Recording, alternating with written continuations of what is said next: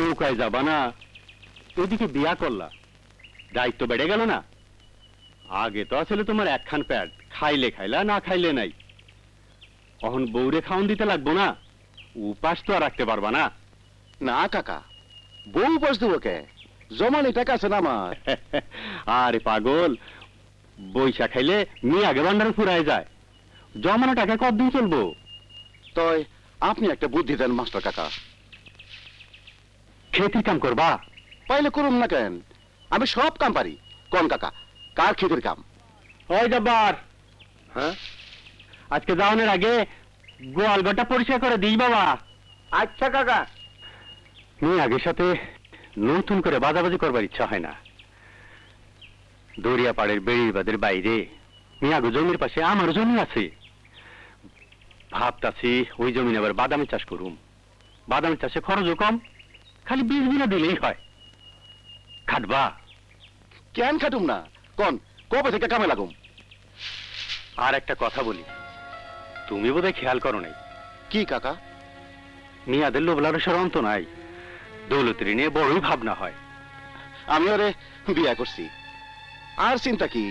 আছে বলি চিন্তা আছে, মিয়াদের বিশ্বাস নাই। এক কাম করো, আমার বাড়ির পাশে একটু জায়গা আছে, খালি পড়ে রয়েছে, তুমি ওখানে ঘর তোলো, দৌলতের নিয়ে থাকো। খুব ভালো বলছেন মাস্টার কাকা, বাপের মতন একখান কথা বলছেন আপনি।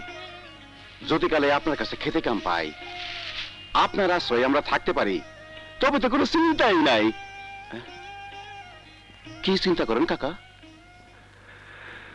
বিশ্বাস নাই, মিয়াদের বিশ্বাস নাই।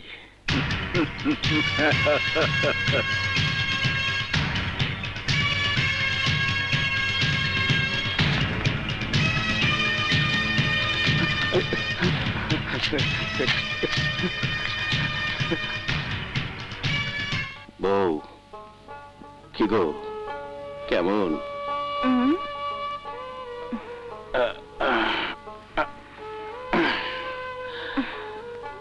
ওম। কি কেমন? ওম, নতুন ল্যাবেরও। ভালোই তো।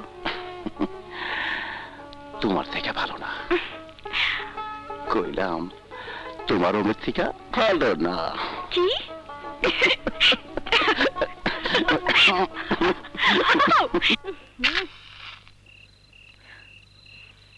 আবার বিড়ি ধরান কেন? রাত কত হয়েছে? ঘরে যাবেন না?